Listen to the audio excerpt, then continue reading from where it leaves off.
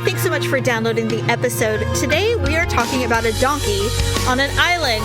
This, plus Paula has a brilliant idea for the Uggs to do together, and then I recap producer Dub and I in Napa this last weekend. All of this, plus some ugly and awkward moments of the week.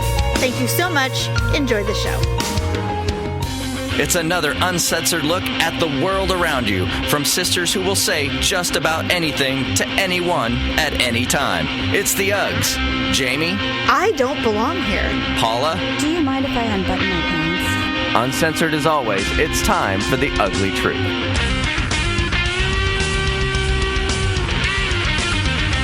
Welcome to the Ugly Truth. This is episode 393. Ugh. We are sisters who podcast. We are. Nee. I don't know what that was. I don't know what I'm doing. Yes. So welcome. What? I was just going to say, remind me to tell you my good idea for episode 400. Does it include our sister? Our sisters, yes. Oh, both of them? Allison doesn't want to be a part of it. She already said she gracefully declines. Here's the thing. It's an activity we can do, and then you and I can talk about it. Oh, okay. That sounds good. Do you want me to just tell you? Yeah, tell me real quick. What is it? Okay. I think it would be fun if the four of us did an escape room. Really? Don't you think? It will end in melee. Like, I bet they don't allow, like, cell phones or, like, They video don't. or anything. Damn. Okay, but we need 5, so unfortunately, poor producer Dub has to participate. Well, I mean, some of them don't. Some of them you only need, like, 4. They'll group us with strangers if we don't have a full group. If we have a group of 4, they'll let us just do 4. All right. We were looking them up the other day because I had this idea the other day, and I'm just like, well, I wonder how many escape rooms there are. And so we started looking at the different sites. And so I found one that I thought would be really funny. Well, not funny. It's just like, Yeah. I forgot what it was called. But anyways, I'm just like, oh my God. I'm like, this would be so funny. I mean, Stephanie probably would have like an anxiety attack. I don't know if Allison might start, praying. All right, fine. And then you and I would be the ones like, all right, let's just get this shit done. Can we just get over this? And, Stephanie will be like, look, can we get over this? I have to go get my son, and I really want a cocktail before I go home. Exactly. She'd probably have a flask in her pocket or something like that. Okay, first of all, we have to coordinate 4 adult humans to do this at the same activity time. at the same That time. is true. We'll do it. I mean, we've got plenty of time, and we have 7 shows, so that's like a lot of time. And then whoever wants to come on episode 400 for the debrief, then... Well, I know producer Dub is really, really hoping Stephanie will participate, so if I start working on her now, maybe she'll say yes. Maybe I'll just throw out the idea and see who wants to do it. And then we'll, we can do it whenever, and then we'll debrief it on 400. Yes. Okay, fine. I'm amendable to it. I'm not a fan of the escape room concept, only because I think it's... What, does it, like, make you nervous? No, not at all. Not at all. It just feels like, I don't know, a rat in a cage. I don't know. It just feels weird to me. I don't know. It feels like it's like one of those things like, okay, let's play a game. What game? Okay, this game is called Jamie Says This. And they're like, you just made that up. I'm like, yeah, and it's my game, and I know I'm the only one that knows the rules. I feel like that's what escape rooms are. It's like, okay, someone just said, hey, I have an idea. Let's lock a bunch of strangers in a room with clues under pieces of paper that mean nothing. And just let them see how long it takes. Well, I think the thing that I liked the most about it is because I'm really competitive, is that each room, they have like the fastest time. Right. All right. Done and done on your idea. So last week, Daryl and I went away for the weekend to celebrate our 22nd wedding anniversary. Oh, I didn't get to tell you why I was late either. Sorry. Is it important? It's interesting. Well, do you want to tell me, and then I'll finally get into the recap? Yeah, since that's going to be the whole show, I'll tell you. It's not the whole show. We're already 10 minutes in, and it's all about Paula's world. Please, tell me. It's not Paula's world. It involves other people. Okay, tell me. You'll get to tell about Napa life for the rest of the time. It's not going to be the rest of the time, but anyway. Well, I didn't see anything else on the outline. Because we talk too long. We can't. Okay, so I read a news article today that there has been this donkey stuck on this island. Have you heard about this? I heard about it briefly, but please give me the details, because I was just rolling my eyes when I read something about this donkey. Okay. for the last 2 years, there is this island in Mariposa County on Lake McClure. Yes. And this donkey has been stuck on this island. And Living. so this family that has a houseboat goes out there 2 to 3 times a week to feed it because there's nothing to eat on the island. Why don't they freaking put it on the boat? Because the authorities will find them or give them a misdemeanor for doing it. Worth it. And so People are so fucking stupid. I can't even with this. And Go so on. they're trying to work with the local, you know, I think who they have to work with is the Parking department. No, it's not the Parks and Recs. It's like the water irrigation or something like that because they manage the lake. And so there's a retired deputy that has been basically keeping an eye on this donkey. The donkey has an old injury. It appears he broke his leg at some point. And because we've had such like watery winters the last couple of years, the water has risen. There used to be a dry spot between the island and the main land where he could walk back and forth. Right. And in fact, back when they first noticed him in 2017, there was a herd of donkeys and they were communicating with one another, but he couldn't get over to where they were. Well, where's this herd of donkeys now? Well, I think they just left eventually. They said, sorry, Sam, we did all we could. You're the idiot who wouldn't come with us. So there's this skinny little scrawny donkey with like this lame leg that just lives on this island. And they've been trying to basically, the residents have been trying to do something to get this donkey off this island. For 2 years? For 2 years. So this last Sunday, they had finally gotten, you know, the water irrigation department together. They got the wildlife rescue people together, or no, Department of Fish and Game together, right. And they were going to do this rescue. And the California Department of Fish and Wildlife intercepted and said, hold on, we need to read more about the law before we allow this to happen. Why? I don't know. This is red tape. This is the epitome of government red tape.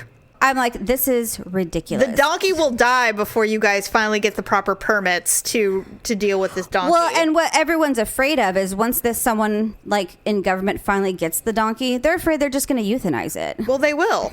And so, as they should, by the way. Why? It's injured. It's sick. Who God only knows what's wrong with it. It's been alone for 2 years being fed God knows what by these houseboat people. You don't know that it couldn't be rehabilitated. Nobody knows what's wrong with it. I mean, you just don't know. So I took it upon myself. Of course you did. Did you call and request to speak to the manager? No, I did not. What did you do? I submitted a complaint to the Habitat for Humanity and no, not Habitat for Humanity. No, that's for humans. Department for Life of Human Gain. No, that's who did I call? You don't even know who you called? I submitted an online complaint to who does animals, Jamie? Human. No. The Humane Society? Humane Society. Okay. The Humane Society. Okay. And I sent them links to the stories. I told them that, you know, this donkey's been stuck on this island for 2 years. Right. You know, it's all these government agencies are involved. The residents are, you know, all up in arms about this donkey being stuck on this island. And, you know, I figured if anyone would have resources to, you know, do something about it, maybe they would. Right. And did you get a response? Well, no. I mean, it's just an online form. Oh, I didn't know. I thought you said you called. I'm sorry. No. I submitted an online form. Oh, okay. So here's the thing. This is so reminiscent of something that you and I have talked about privately. We were brought up in a fairly conservative religious family. Yes. When we were at a certain age, if we did something that would be considered immoral, instead of our parents just saying what you did was sinful, you know, and offering us some help and correction on why it was this way and guidance. And guidance, they decided, oh no, we're following this by the letter of the law. And they went to their religious leaders and said, our child was immoral. Here you go. It's up to you to fix it or deal with it. And so it became this huge blown up situation when it could have easily been something that happened in our living room with a Bible and some love and some guidance and some disappointment. But I mean, and be done with it. Cue this pathetic animal that was dumb enough to get stuck on an island away from his flock. Jamie, it's a donkey. I mean, come on. Hold on. How smart are donkeys? I just said he was dumb.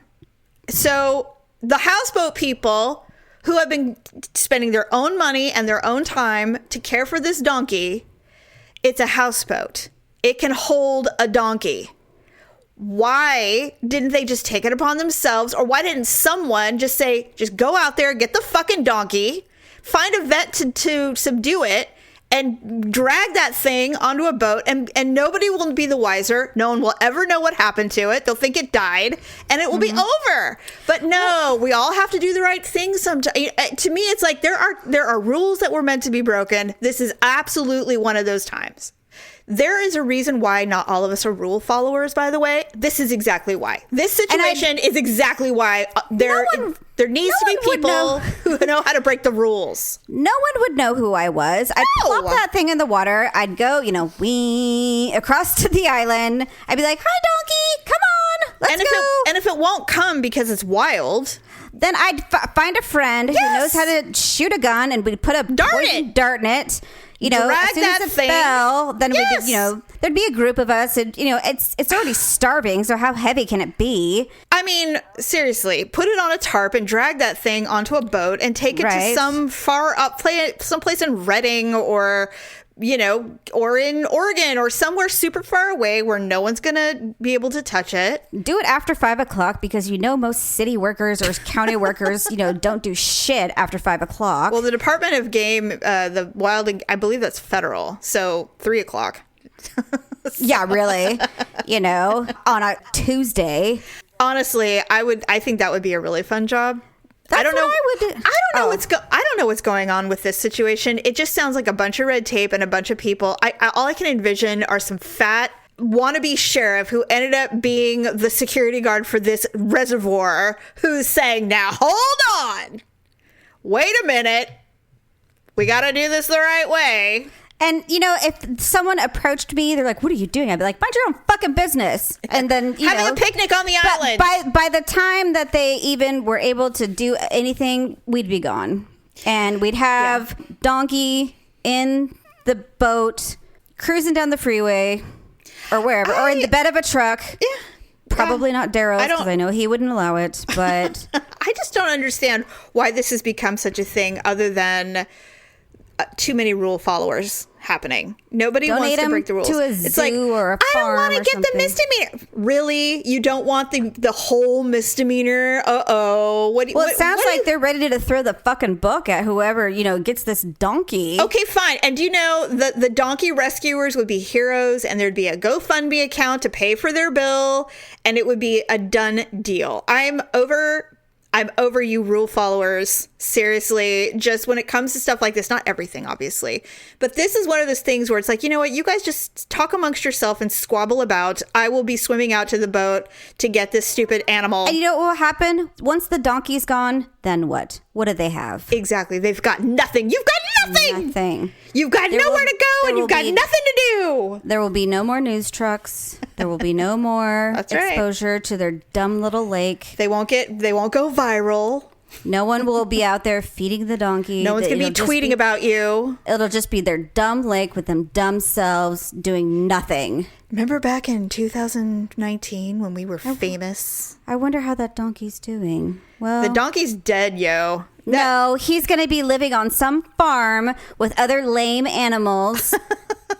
Just like when I found my calling, when I get older, I'm going to run a retirement community for dogs. Paula, I'm going to do it for cats. I want to do that so bad. When I saw that this lady ran a retirement community for chihuahuas, did like a light go off? I felt like a light from heaven shone on me, and I'm just like, oh. I'm like, that's what I'm going to do. There was like dogs with no eyes or just limp legs or and they just chilled. They took naps, they went swimming, or they ate. Whatever they wanted to do. They enjoyed the end of their days. And I'm just like, that's so nice. Wild donkeys live up to 30 years in the wild. That's a long time. He's probably got a lot of life left. Yeah. He probably does. And you're right. If I already said that. If the Department of Fish and Game get him, they'll euthanize him. For what? Because that's what they would do. Because he would. He's just a donkey that was on an island? I don't know, because they're like, well, we don't have the facilities to house we don't have the funding donkey to test him and everything. And I'm like, then ask a vet. I'm sure there's plenty of vets out there in BFE that would love to test a donkey. I would be like, okay, I'm going to go out and do this. I'm going to immediately be arrested, but get that donkey out of here and then set up my account. I will be the hero of the donkeys. I'll be like, you know what? I've been around asses my whole life. It was the least I could do. This is the first time I rescued an ass that I wanted to. Right? Do you know we would have like 15 minutes of fame? Like that would totally be like the feel-good story of like the week. I would be laughing the whole time going, I want you all to know that we are quite aware of how ridiculous this all is. And we don't care. And I give zero fucks. As we're coming out of the jail, there's like a huge crowd. And we're like, yeah! Save the donkey. And then someone's going to have to name the donkey. I mean. Well, apparently it's a girl. Oh, it's female. Okay. Mm-hmm. Well, no wonder they're letting it languish. It's not a male. They're like, she's probably in heat. She's a bitch. Just leave her there. Everything will be hashtag me too. See what this government does to females in this country, goddammit. They just leave them to languish in an island. Doesn't matter what species you are. Females are treated poorly no matter what. Yeah. Like, what did she do? Was she just in a bad mood and so they just left her to languish on the island, the other male donkeys? Yeah, they banished her. God forbid if she had been a real donkey with a giant penis, or if he had been a real donkey with a giant penis, he'd be in Tijuana in no time. Oh, God, it's so true. All right. Well, that was definitely a good reason why you were late, because you had to call the Humane Society. We'll see what comes of it. Maybe nothing, but... Well, I mean, we'll be waiting with bated breath on the donkey situation in Modoc County. Okay, so Daryl and I spent our 22nd wedding anniversary in Napa. We were all excited. And I said, hey, I want to do gifts before we leave, because I don't want to drag a bunch of crap with me. Mm-hmm. And he's like, okay, that's fine. So we exchanged gifts in the morning after coffee. And I got him, as he had posted so you could see it, I had gotten him an original print of Prince Purple Rain. That's awesome. And it took a while to find because they're pseudo high demand because he's passed away. But I was able to find one in mint condition that had the record cover, the dust cover. It had the poster that came with it. It was the one that came in. It was purple. It was really cool. I was really excited to give it to him. And he was shocked. Wow. Shocked. He's like, oh my God. And I said, what? He goes, this is so weird. But the hotel we're staying at has this package where you can request them to put a record player in your hotel room. And I asked for it. And I went to Dimple and bought a bunch of records. And he goes, cool. This is just so weird that you gave me this record. I go, oh my God, that is kind of weird. So he wasn't going to keep it in the packaging or anything like that? No, we took it with us and we played it. And it was really cool. And it wasn't warped or anything. And I had forgotten that you have to, sometimes they get warped. So it sounds... Oh, yeah. Woo, yeah, woo. so it sounds weird. But in fact, there was a couple that they had. I can't remember. Oh, they had a Michael Jackson, because they provided us with like 2 or 3 records. And so he put the Michael Jackson one and it was like... Yeah, exactly. And I said, what is the matter with this thing? He goes, oh, it's warped. I'm like, well, turn it off.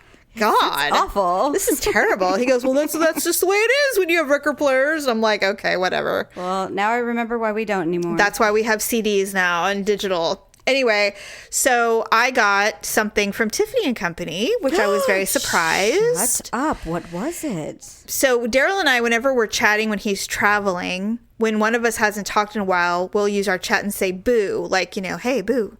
And then we respond with somebody going bee.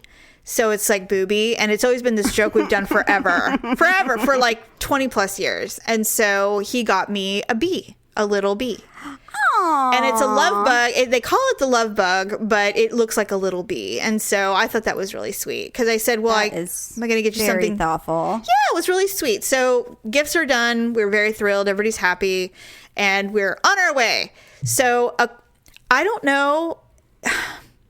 You will discover this as you get older and you have, because I know you will not be single forever. but you will find that as men get older, they really become obsessed with traffic and weather. It's a very weird phenomenon that I've noticed. Is that the older Daryl gets, the more he's just consumed and obsessed with getting there as quickly as possible and what is the weather going to be. So he told me, and and he's just a very app heavy person, like everything, he does everything through his phone. And so he said, so according to the directions, if we go the normal way, it will take us 2.5 hours to get to the winery because we had a tasting that day. And he goes, but we can take the back roads and we'll get there in 2 hours. Okay. Because there was some kind of car accident. And I said, well, whatever you want to do is fine with me. I mean, I'm not in any rush, whatever. It's just a tasting. I mean, it's going to be fancy, but whatever. And so he's like, all right. So not only did it take us almost 3 hours to get there, it was also super windy the whole way. And I got car sick. Now, I didn't throw up, but I didn't feel good. So, and then he took a wrong turn. Oh. Daryl gets really angry with himself, but I think he does that to try to head off any anger I'm going to have in the car. Maybe. It's like a preventative measure. Yeah, he's all, and I go, what? He goes, I'm just really angry with myself. And I'm like, why? Because you took a wrong turn and now we're going to be dumping into a place that's a half an hour away from where we were supposed to be. He's like, yes. So you still get your point across, just, a little bit more kindly. So finally, we dump into the other side of the valley where we needed to be, on the other side, opposite side. And so I said, oh, I know where we are. And he's like, yeah. And he's like, I'm just so, I'm just so frustrated. And I said, I don't know, maybe we could have just taken it the good old fashioned route, the way we always do, and just get there when we get there. And he's like, well, I just thought this would be faster. He's like, and then he tries to turn it around on me. What? Yeah, he tries to because he's like, why are you being so angry? Like this is my fault.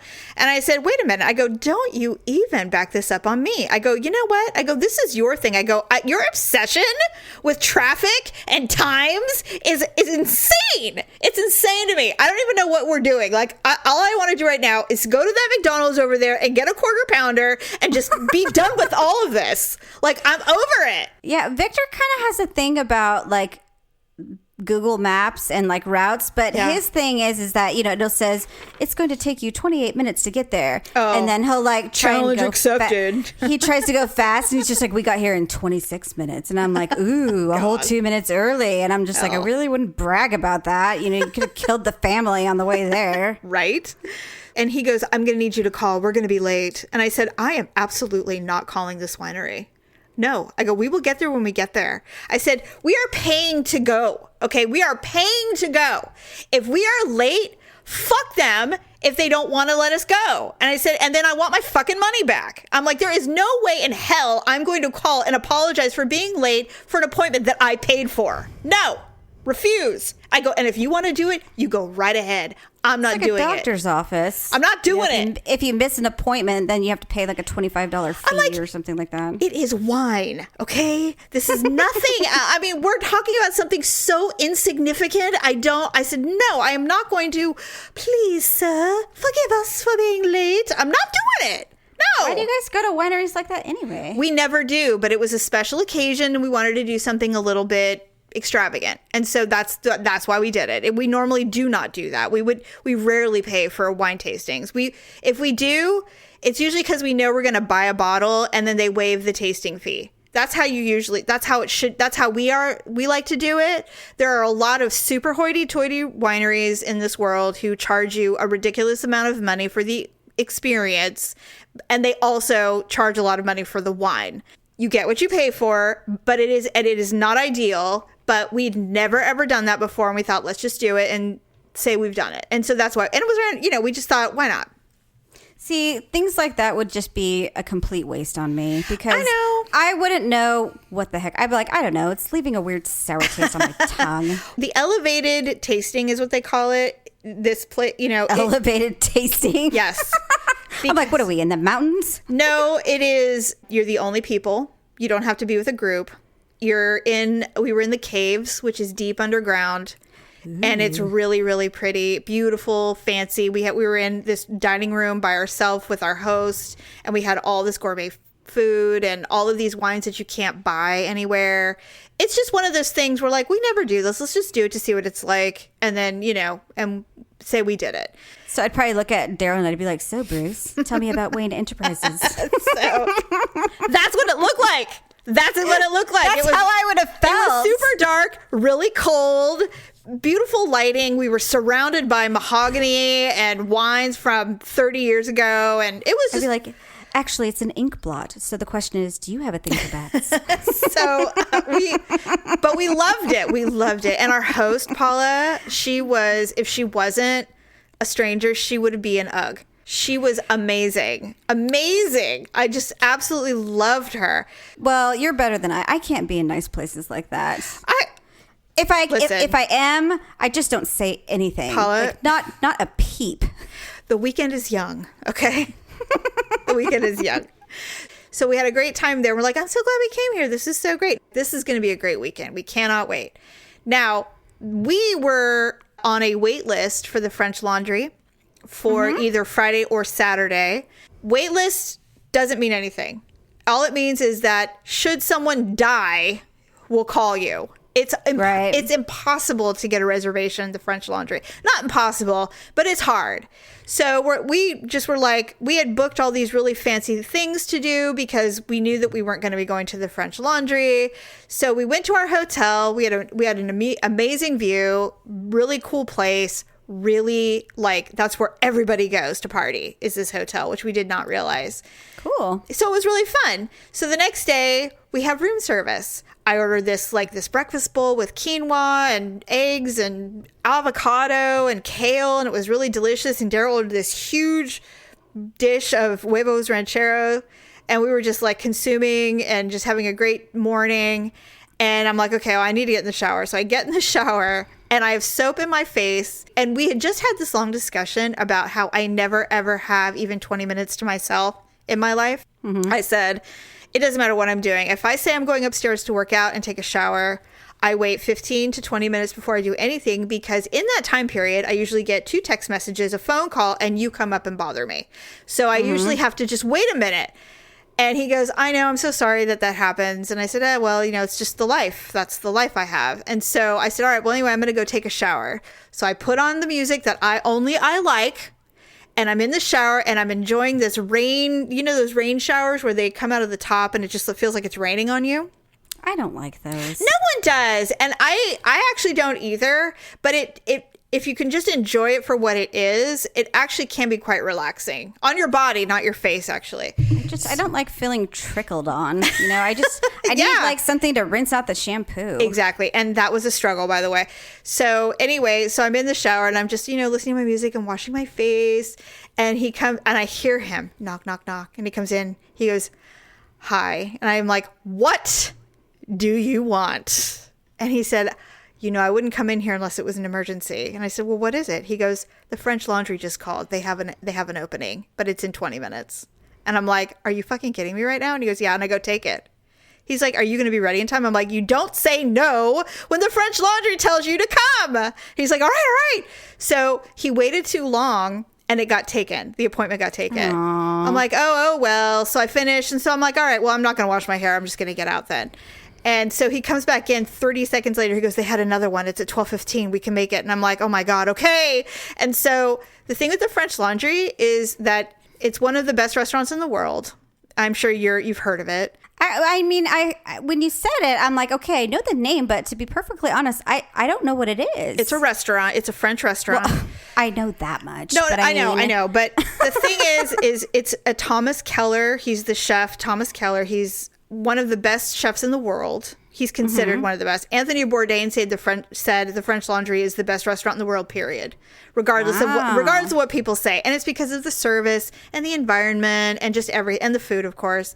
We're foodies, and for us, it is a bucket list thing. You only need to go once in your whole life. In your whole life, you only need to go one time. I was like, I can't believe we're going. And so I had told him, I said, let's just bring fancy clothes just in case, because you never know. We have pretty good karma with this stuff. And so I brought a nice dress that I had worn to a fancy event once. It's not formal, but you can't wear jeans, Right. And all men have to wear jackets. So he brought a jacket. So it's like semi-nice. So we blow. And of course, traffic. Daryl is with the traffic. He's like, well, if we go this way. If we go this way. Yeah, if we go this way. And I said, just go. Okay, just go. We literally had 20 minutes to get there. So do they just do like seating times for everyone? Yes. Oh, okay. So we arrived. Now, I can't think of anything. There might be something in your life that's a bucket list that you're like, if I went here or if I did this, you just can't even believe it. Like, you'd be speechless. Well, like Ryan and I, we want to go to New York, and we plan on going to Butter, which is Alex Garnishelli's restaurant. Okay. So it's like that, but the whole experience is overwhelming for sure, especially in New York, because I've been to Butter, and it's not super duper fancy, but it's an iconic place. Yeah, it's not so much about... Yeah, it's about who it is, and she's there a lot. She wasn't there when we were there. But anyway, so this is one of those things, and so we sat down, and it's fancy. Like, everything is carpeted, everything is china and, white crisp linens, and everything is just legit.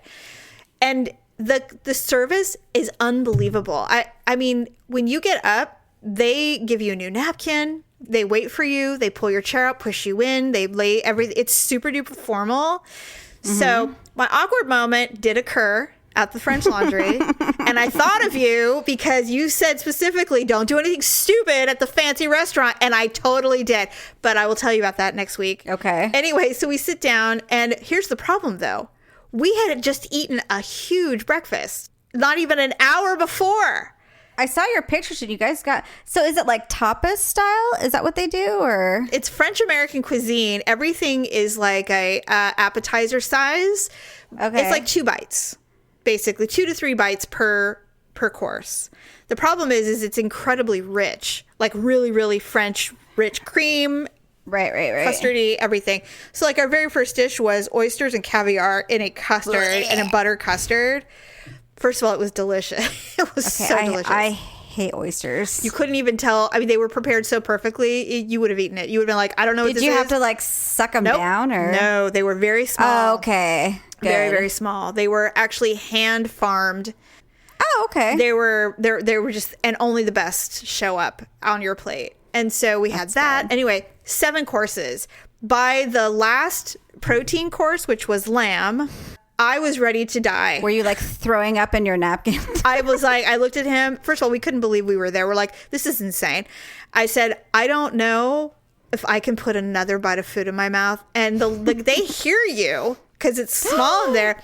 So they walk up and they're like, you still have 4 more courses. Are you going to, you're going to have to make it work. I'm like, oh, I'll make it work. Don't worry.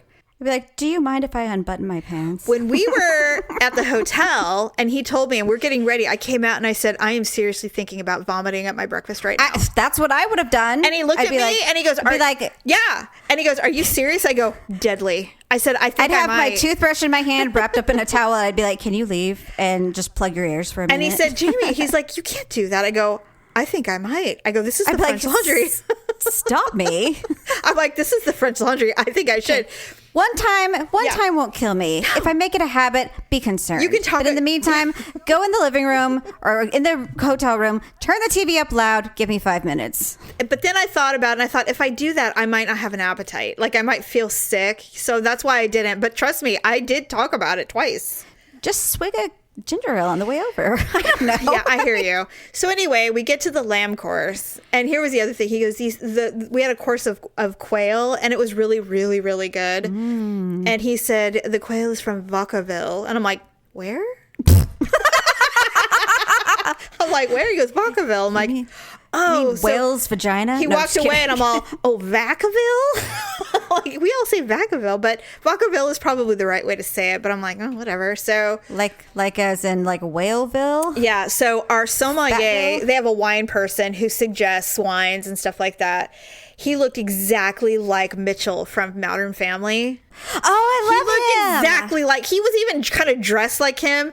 first of all, he was amazing and super friendly and nice. He accidentally spilled a tiny drop of red wine on my napkin. He's like, I'm so sorry, miss. Took away the napkin, brought me a new one. I'd be like, dude, it's a napkin. That's what they're for. I turned to Daryl and I was like, we don't belong here. I don't belong here. This is too far above my pay grade. Like, this is not who I am. I felt like Pretty Woman in that restaurant scene where she's trying to deal with the escargot. Oh, and she flicked a snail across Yeah, the slippery that little would totally suckers. be me. Yeah, I go, that's what I felt like. I'm like, we are so above our pay grade. First of all, I should never include Daryl because he's far more sophisticated and refined than me when it comes to certain things. How? Where has he been? Oh, I guess all these business trips. Huh? Not only that, but Daryl is not like us. He does not put himself out there to risk embarrassment. He's like a normal person who just sits there quietly with his hands in his lap and just waits for the next thing to come. He's not like me where I'm looking around all the time going, wow, there's a lot of people here, huh? You know? Yeah, right. Exactly. Or, he's not the one that reaches out and goes, oh, are these fake? And plucks a thing off the floral arrangement that's on the shelf next to your table. That's... Find out if it's real, and then you go to smell it, and it like flies up your nose. It's like, oh, this is real. And it comes out your mouth. You're like, oh my god, that wasn't my whole olfactory system. That's weird. Yeah, it's like, oh, this isn't fake. Real loud. I mean, that's who he's got. I mean, did it ever occur to you to like pause and like look around the room to see what everybody else was doing first before you like dived in? Yeah. I mean, that's what I would do, so I could like act like I kind of knew what I was doing. The thing is because they had staggered our tasting, they had staggered our meal by 15 minutes. Everybody was about 2 or 3 courses ahead of us. But anyways, so we get to the dessert and they bring you like 6 desserts. And they're all tiny. God. They're all little, but there are 6 of them. And then... Well, it adds up, man. I mean, yes, that's it like does. 6 bites of cake. Oh, my God. Something. And everything is so rich. And everything is so delicious. Like, you want to eat everything. And, like, you'll get a bite of something and go, what is that? That is one of the most amazing flavors I've ever tasted in my whole life. And you have no idea what it is. It was an experience that we will never forget. It was. I mean, is it rude to leave something on the plate, or isn't that supposed to be like a good thing? I don't know how that shit works. I'm not doing it any justice because you would have to experience. But French food is really, really rich. Lots of butter, a lot of fat, good fats and stuff like that. So you really don't need that much. So they came up and they said, "Is everything okay with the lamb?" And I said, "It's delicious, but I am just so full. I just don't know if I can eat it all." And they said, "Oh, that's okay." So we would take bites of everything, but we just couldn't finish stuff, especially like bread and stuff. And they're like, "Is everything all right with it?" I'm like, "It's delicious. I want to be able to eat everything else." And they're like, "Of course, no problem." And then they'll just take it and bring us. So they brought all these desserts. We had some coffee. You don't get to take a doggy bag home. That's not how that works. You just eat it. And can you just wrap all this up to go, please? No. I would never ask that. No. So then, after all is said and done, they don't give you like a styrofoam case and you take a butter knife and like scratch your name in it. Exactly. Jamie's, stay off. Yeah, exactly. So then they bring out what looks like a humidor to your table and they open it and there's a bunch of handmade candy. And they say, "So these are the candies." They said, "But we can tell that you probably won't be eating these at the table." We're like, "Absolutely not." And it was like a dozen. And we're like, "No." They're like, "Well, we're going to box this up for you. And then we will have all this for you when you leave. And when you're done, we'd like to take you on a tour of the kitchen," which is customary. We're like, "Okay, cool." So we left with a dozen candies, handmade, beautiful chocolate, different flavored candies. And then everything is essentially something that you can collect to frame or, to scrapbook or whatever you want to do to remember the event. So they give you a laundry tag that you can frame. They give you little clothespins that say the French Laundry on them. Oh, yeah, I saw your clothespin. Yeah, they give you the menu. And then we got 2 little tins, like little metal tins with the little French Laundry logo with homemade shortcake inside, or shortbread cookies, I should say. They give you everything so that you can remember your time. It was about 3 hours. It's like an experience. It was an experience. And when we walked out, I said, I don't know how to even describe that. It was amazing. It was amazing. The flavors, the experience, the service, and they're not stuffy. They're super cool and they're really great, but they're super formal on top of it. It's really, it was a once in a lifetime experience. I'll never forget it. I'm so grateful it was with Daryl. There's no one else on this planet that I would like to experience that with but him. It was so great. Wow. It made our entire weekend. So of course, I had a stomach ache for the rest of the weekend and did not eat until we came home Sunday night. I would immediately have to go back to the hotel and take like a 4-hour nap. We did. We came back and just laid down. I said, my stomach is so full. I can't even. All right. Well, let's do this. Let's go to our Ugly and awkward moments of the week. Okay. Anniversary gift edition.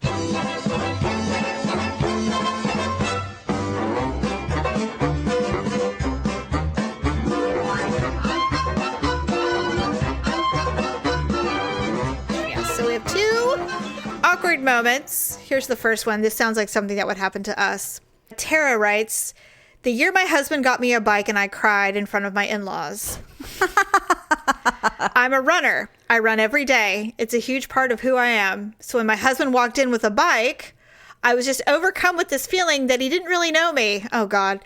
I asked where the idea came from. He said we were watching a commercial with a couple riding bikes, and allegedly, I said, we should start riding bikes together. What's funny is that I do remember seeing the commercial, but I don't remember ever saying that. I didn't use the bike until the next summer when I did a 45-mile ride with coworkers for charity. That was the first and last time it's been ridden. You know what? If it had been me, I would have bought a new one, and then I would have ridden that one in the charity ride. Yeah. I have things. That's just how vindictive I am, though. Oh, that's, I don't know that there's many gifts that Victor has ever gotten me that I've ever actually kept or used. I don't know where they are. Well, I think this is what her problem was. It's like, I'm a runner and he got me a bike. All right, here's the second one. And this is from a boy's perspective, a man's perspective. I spent weeks preparing for our 10-year anniversary. I took her hiking and camping, which is her favorite activity and something I hate. We spent the next day at the salon. I got her nails and hair done. Then the next day we went to dinner at her favorite restaurant and to see a movie that she'd been dying to see. On the big day, I woke up early and made her breakfast. Came home on my lunch break to make her lunch and brought her flowers that she loves and a big box of candy. And from her, I got a diet soda and a long conversation about how I need to lose weight because my gut makes me ugly. What in the actual hell? No. Why was he going to... First of all, overcompensating much? I mean, that's a lot. I mean, did he do something horrific before that? Maybe he got really heavy and it was a deal breaker. I don't know. No, the only thing I can think of is he must have cheated at some point. Right. And he just was like, every anniversary after that was just had to be like heroic lengths. And she was just never, ever going forgive him for that. She was just going to continually punish him for their marriage anniversaries. Right. And maybe it was like very fresh. And so that's why he went to, basically buy her a Hallmark store. And when I was reading that, I was going, what did you do? Because there's no way any normal man would ever go above and beyond and make a dual anniversary that you should both be celebrating as her day. Like, that's not what that is. That may be her birthday if you really wanted to do that. Well, right. I mean, but this is... You don't... An anniversary is a duel. Marriage is about two people. Right. I mean, like, yeah, you might get him like a little token of your affection, but it's not like, she's the queen. No. She's the queen to me. Yeah. There's more to that story than for what he's sure. letting on. To me, it's a full admission that he's a terrible person somehow, and she's allowing him to shower her over the top, and then goes, "You need this. Your gut's ugly." That's penance for something. Exactly. He's like totally in trouble for something. Anyway, like I'm already not feeling sorry for him. I had no sympathy. I'm like, what'd you do, you idiot? Exactly. So anyway, all right. So those are the ugly and awkward moments of the week this week. So back to school is coming up. Please go to uglytruth.com and then click on the Amazon link. So do that, get your school supplies, clothes, etc. Go to lipandclip.com for your makeup needs because you want to look pretty when you go to school, boys or girls. Other than that, have a fabulous rest of your week and we will see you on Sunday. Bye. Thanks for listening and sharing the show. See you next time on The Ugly Truth.